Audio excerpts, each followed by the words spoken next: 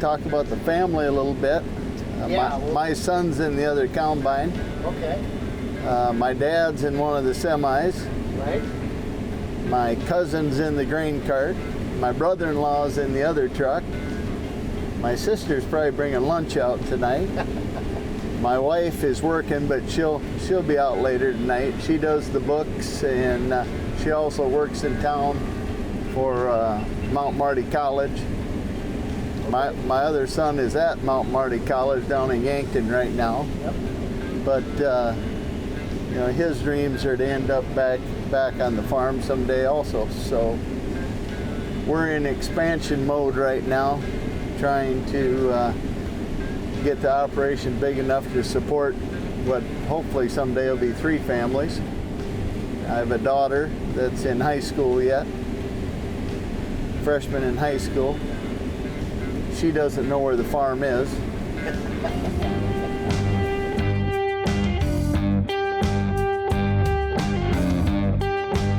We got pretty dry in July and August. Yep. We took the top end off our yields. We had some good rain in August, and we were able to pull off a pretty good bean crop. I mean, a lot better than what we ever dreamed of. I think our bean crop is going to end up above APH, and our corn crop will be pretty close to APH, maybe a skosh above, but maybe a little below too. Soybeans are either side of $12 right now. We did a pretty good job hedging this year. We're probably 50 to 75% hedged. And they were up last, last spring, whenever you could start hedging, right? Yep.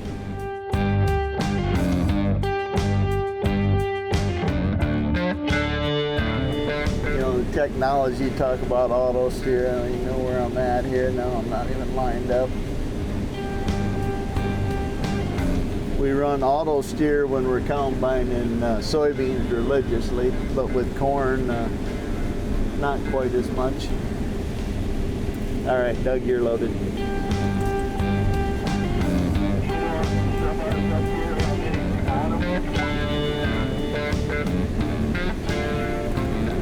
I'm not sure. I dumped on one last round. The technology in this little box here is just crazy. We're running automation right now. The sieves, the rotor speed, everything is controlled by the combine. I don't adjust the combine. It's got a camera inside looking at the sample. It's got so these numbers will change as we're going down the field, as I speed up, slow down, as the crop is better, as the crop is worse. They change and fluctuate.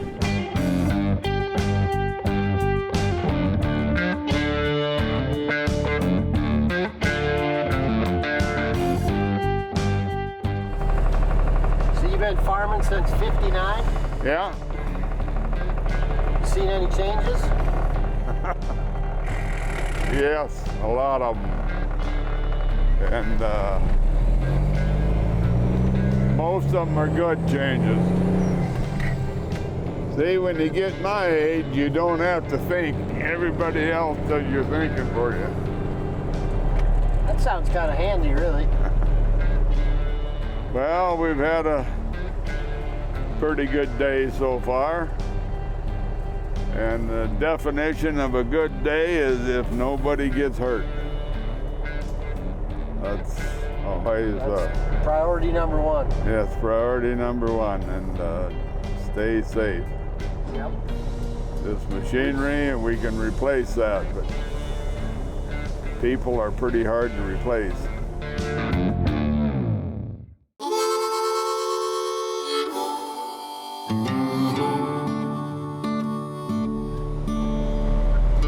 When Chad was a senior in high school, I asked him what he was going to do, and he said, I think I'm just going to stay home and farm. And I said, well, you go look around. Probably someday we can make it work.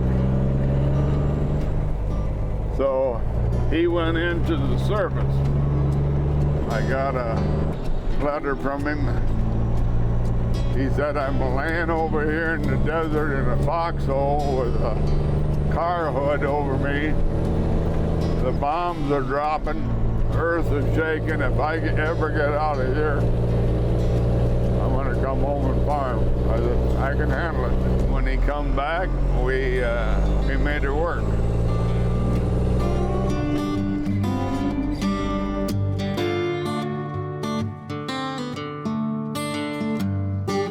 After high school, I went in the service. I was gone for a few years in the service, and I came back and went and got a associate degree in ag business and ag production, minor in ag production. And my dad told me, he said, you know, if you want to come back and farm, we'll do what we can do to make room. But he said, it's a good place to raise a family. But he said, don't plan on making any money, because it's tough. And it just, don't think of it that way. You got to think about it that you love what you're doing. Well, we've been blessed. We've had a good run. We were able to buy some land when I started, and everyone knows what the land price has done. You know, I don't feel like I've made a lot of money farming, but I've made a lot of money on good decisions or lucky decisions, buying land, and my cow herd has treated me well, you know, so just no complaints.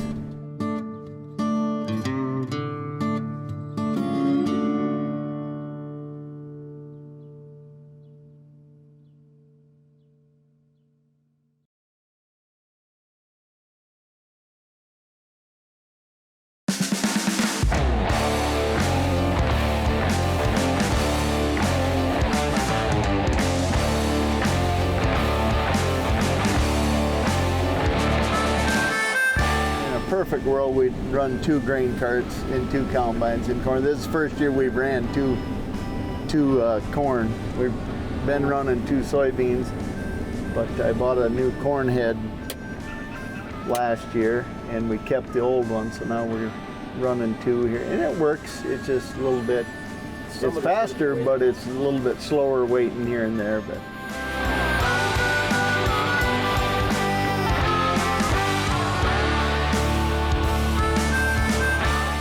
the soybeans on most of the corn stalks either are no-tilled or they're followed by we plant after a vertical till. Okay. So it's that's just like the top inch or 2? Top inch like and straight down. Okay. You know, vertical with a straight disc. You're not turning it over, right. Moving it around like a traditional disc. But I'd say we're half and half with that and no-till. And then this strip till, we were pretty big into it. I probably was doing it 15 years ago, and we got away from it a little bit, and just because of machinery costs and usage. And now last year we went back, over half our acres are strip till, and I think this year we're probably going to be 70-80% strip till again. The big deal is moisture savings. We're trying to get away from working it up and losing that moisture. Everybody's got a theory. Soil health is really big right now, and I have friends at Gettysburg that are 100% no-till for 30 years. And you know, how come you guys ain't no-tilling out there back east? And well, we do in places. If I was farming at Gettysburg, I'd be 100% no-till. you got to farm the land, in my opinion. There's a place for no-till. There's a place for minimum till. I just come back from Minnesota last week, and I saw some plows rolling, some rippers rolling. You get over in that heavy ground. Every conservation practice isn't for every person.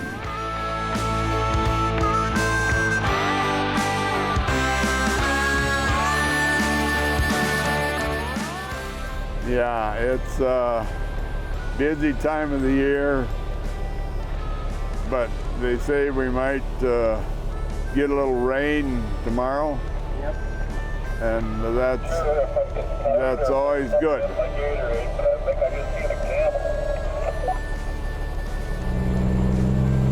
I think I've been retired for probably 10 years from farming, so I'm kind of out of the game.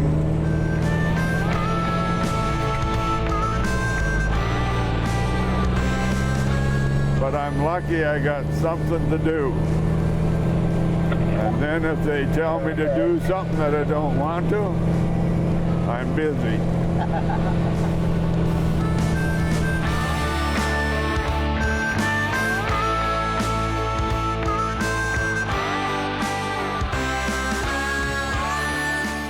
I'll call him a good friend that I have on South Dakota Soil Health. Actually was my soils teacher when I went to school at Lake Area Vocational School.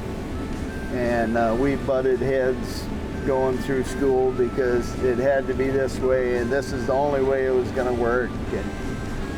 And he's on the Soil Health Board now, so I still get to talk with him, and we still butt heads once in a while about soil types and different things. And we have shirts. Our farm name is Cabin Still Cattle Company, and under our logo it says "My Farm, My Way."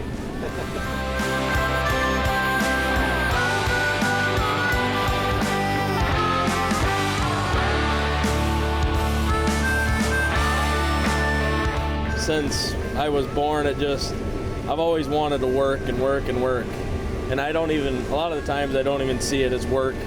It's just, I have fun doing it. It's just life. Yep, pretty much.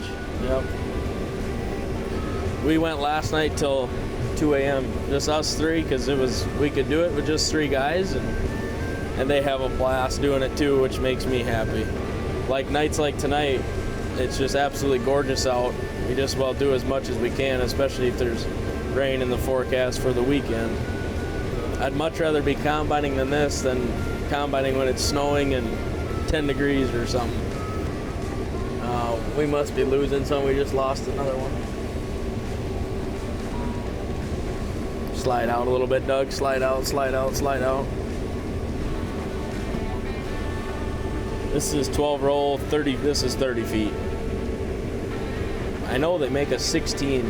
So these are 30-inch rows. I know they make a 16 row head for 30-inch rows.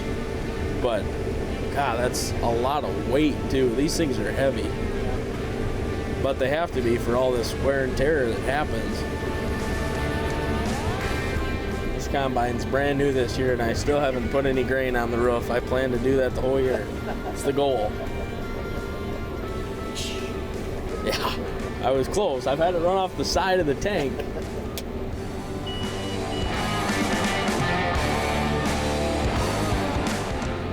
I'm full down at the east end, Doug.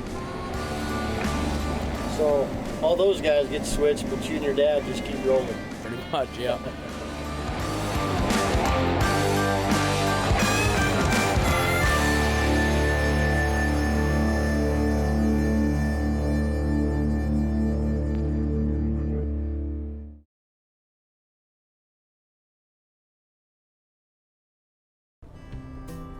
So do you feed these to finish now, or just background a while, or?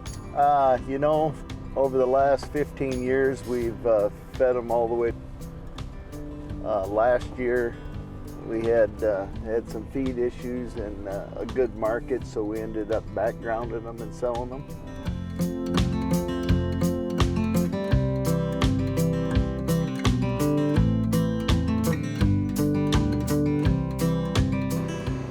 So these cattle have been weaned about a month.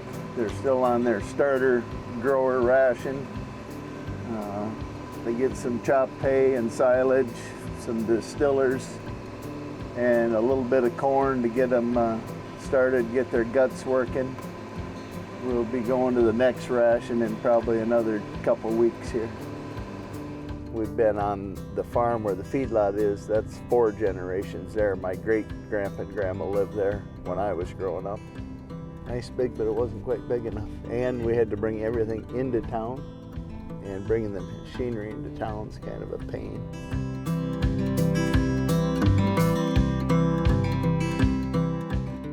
Currently, I'm the vice president of the South Dakota Soybean Association. We do the legislative side of the soybeans. So we do a little lobbying out at Pier. I'm going to Washington, D.C. next month with one of our sister organizations, Clean Fuels Alliance. So we work with biodiesel, renewable diesel, sustainable aviation fuel. The Soybean Association is made up mainly of farmers. So they understand when it's busy time and when it's not busy time. Right. And I don't know if it's so much this administration, but it's worldwide. Yeah. The green push is on. There's only so much cooking oil that they refine. There's only so much rendering that we can refine. I mean, they're refining everything they can to make this renewable. There's only so many fryers that get emptied out at McDonald's and get reused. So the next thing is soy, and that's it's going to be a big market. Behind us, James, you'll get a kick out of this. This is our calving pasture. Well, that's handy. Those 200 head of cows all Yeah. come to town here. So I can check cows out this window. Bo can check cows out of his window. It makes for a pretty lazy operation some days. That's good. And we're in the city limits, and you'd think we'd catch a little flack, but the only time we catch flack is when the cattle leave, because the Really? neighbors want to know where they're at. 'Cause Really? everybody drives by Everybody's to look at the concerned. calves.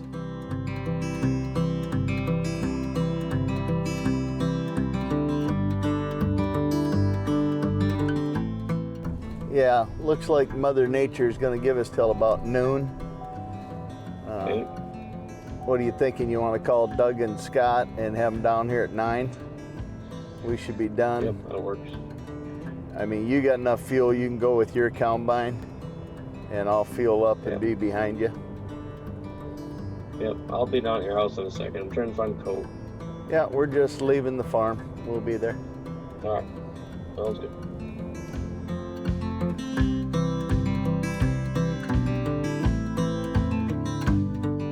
Between the cow herd and the feedlot and the grain operation, there's years when the grain operation takes a pretty good hit and the cattle carry you through, and vice versa. We don't farm a lot of acres, but we farm enough acres that it seems like there's always some place where the crop isn't the best, but there's enough there to put up some feed and bring the cattle through, and we'll graze a half section at home and a half section by one of the pastures that we can get. The kicker is to have water available. Water and One- fencing, right? Yeah. So we got everything fenced that we can get to with water, and so yeah. We do a lot of cover crops. We actually have no cover crops this year for the first year in 20 years. And it'll also be about the first year in 20 years we haven't had small grain, which cover crops in our part of the 12 country weeks or something, right? comes after small grain, and the rotation just got a little messed up this year, and ended up with no small grain. So in turn, no cover crops. We started doing cover crops decades ago. Really? I mean, I bet you our first cover crops, radish and turnips, were 15 years ago, and the neighbors were driving around going, "What is that?" and it has become a big part of all the operations, all the cattle operations, try and utilize it because, you know, it's good for the ground, but in a cow-calf operation, it's not so much about the ground as it is about the feed and the aftermath grazing for the cattle. Sure. I mean, that is huge.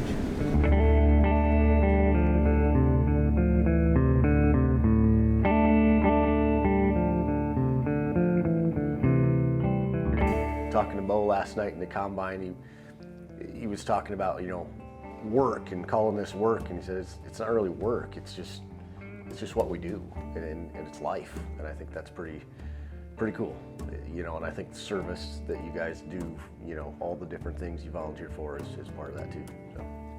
When we started, there was a point where it was about money. It was about getting the bills paid, getting the mortgage paid, going to the bank, borrowing the money. And I don't know where that switch is at, but sooner or later that switch hits and it's no longer about you, it's about the next generation. You're not as worried about you as you are worried about the next one. I know my mom and dad are still worried about this generation. They don't know if we're gonna make it or not, but I'm past that. I think we're gonna make it. Now I'm worried about their generation. So it's all stages, and we've been blessed, so. Yeah, I don't know if I could ever get away. He always told me that. He said, you can go make just as much money somewhere else, doing something else. Just too passionate for it. Life has been pretty good to us. The toughest job you ever gonna have, raising a family. But it's the most rewarding job you'll ever have.